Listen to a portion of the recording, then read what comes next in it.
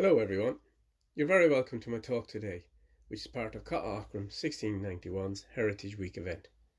My name is Michael, and as most of you will know, normally our group would hold our talks in the visitor centre. But due to COVID-19, this can't happen this year. So this talk will serve as a taster, and we hope to see you next year in person.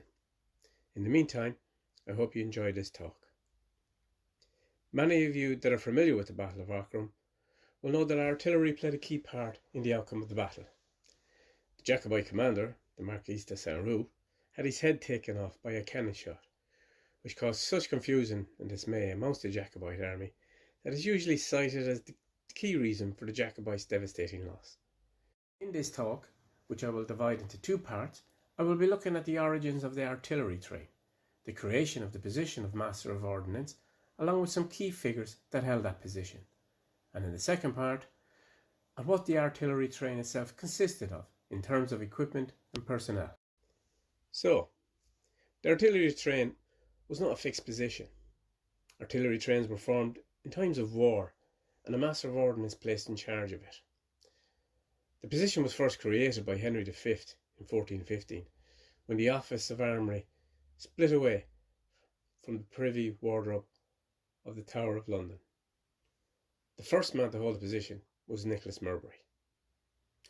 As you can see on the screen, the title has been chopped and changed throughout the years, before it was gotten rid of completely in 2013.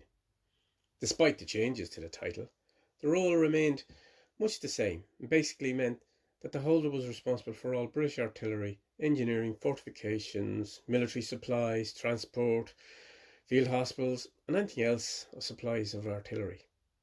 The Master of Ordnance was not subordinate even to the Commander-in-Chief of the British Army, so this was an extremely high-ranking position. Obviously, the role was essential to the functioning of an army. Now, I'm going to introduce you to some of the characters that held the position, but don't worry, I won't be naming them all, there's too many of them. Just the ones that played a role during the war here in Ireland, and those that have a connection to it. First up is Admiral George Legge, 1st Baron of Dartmouth. He served between the years 1682 and 1688. George was an English naval commander who gave distinguished service to both Charles II and James II. His connection with the war here is that his last naval appointment was to command the Channel Fleet that unsuccessfully attempted to stop the invasion force led by William of Orange that landed in 1688. Following the invasion, Legge was dismissed by William and imprisoned in the Tower of London in July 1691. He died in the Tower a few months later in October without having been brought to trial. George was the eldest son of the Royalist Colonel William Legge and Elizabeth Washington. Elizabeth's uncle, funny enough, Lawrence Washington, was the great-great-grandfather of George Washington of American independence fame. Now, the next man to hold this position is a name that some of you may well recognise from the part he played at the Boyne, Frederick Schomberg, 1st Duke of Schomberg. He held the position from 1689 until his death in 1690. Schomberg joined the Prince of Orange on his expedition to England in 1688, as second in command to the Prince. He was appointed Commander-in-Chief of the expedition to Ireland. At the Battle of the Boyne, he rode through the river to rally his men and was wounded twice in the head by sabre cuts and shot in the neck and instantly died. This deed was done allegedly by Cahir O'Toole of Ballyhubbock. After Schomberg's death, the post was vacant until 1693, until a chap called Henry Sidney was appointed to do it.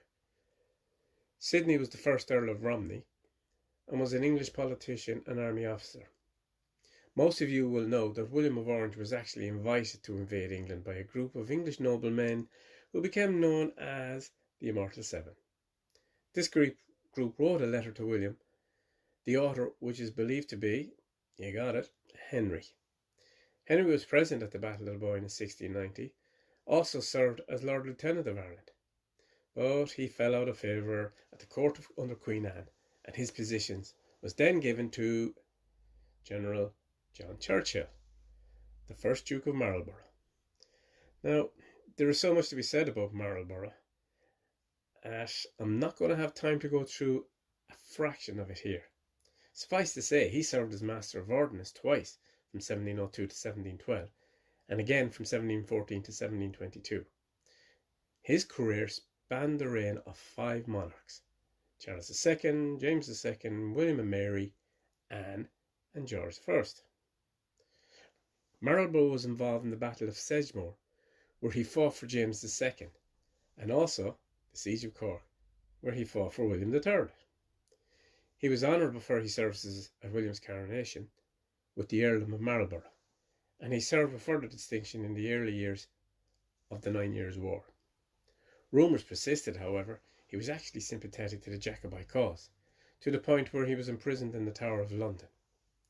It was not until Queen Anne came to the throne in 1702 that Marlborough reached the zenith of his powers and secured his fame and fortune. He was married to Sarah Jennings, and her relationship with Queen Anne was the subject of the film The Favourite, which some of you may have seen. Sarah eventually fell out of favour with the Queen, and Marlborough was forced from office and went into self-imposed exile. He only returned when George I inherited the British throne in 1714. Interestingly enough, Marlborough's sister, Arabella, was James II's mistress, and it was their son, the Duke of Berwick, who fought for James in Ireland and who emerged as one of Louis XIV's greatest generals.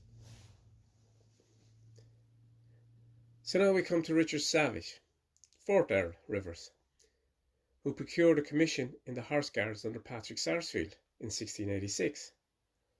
Richard was the first nobleman and one of the first people to join William when he landed in England, and he actually accompanied William to London. Jonathan Swift, who was friendly with him, once described him as an arrant knave. Not very nice.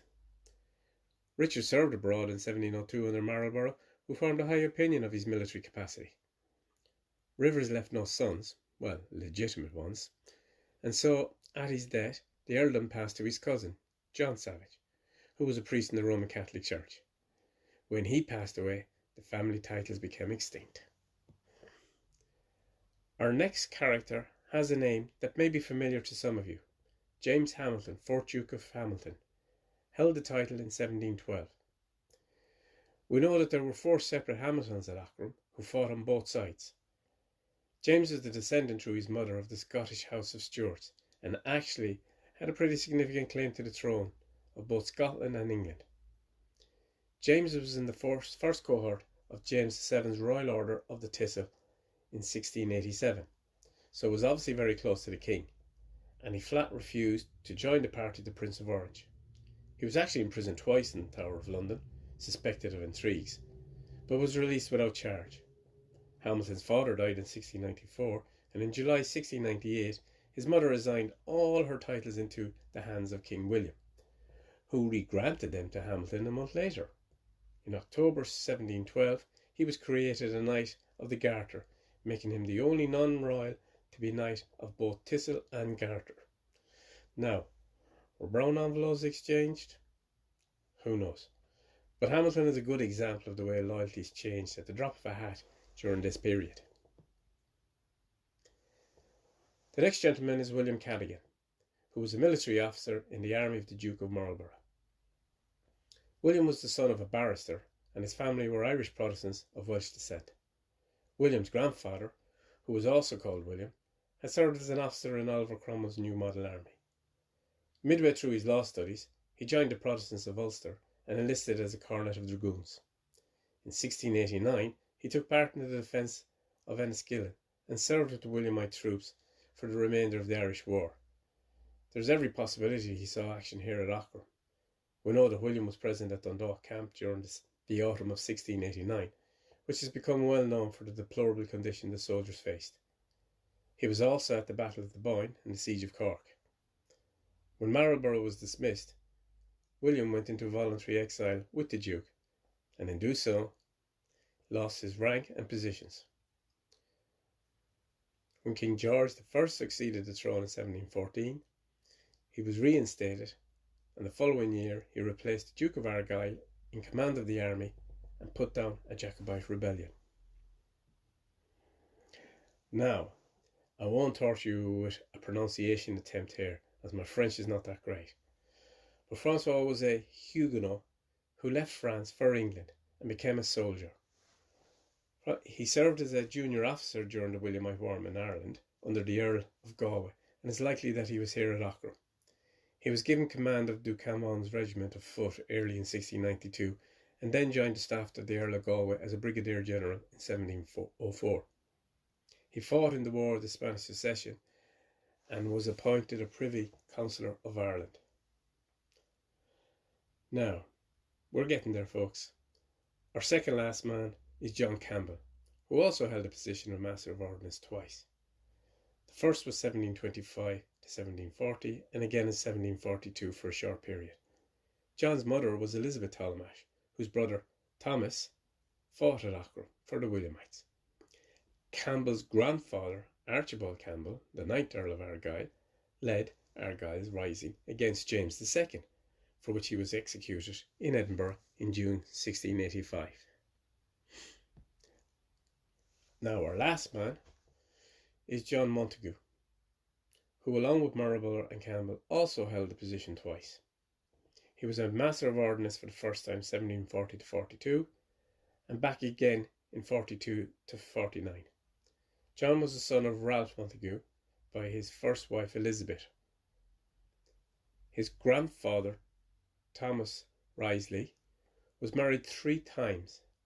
The first, which was to Rachel de Massue, who was an aunt of the Marquis de Rouvigny. Rouvigny fought here at Aughrim and was instrumental in forcing the causeway. John himself was married to Lady Mary Churchill, the daughter of the Duke of Marlborough.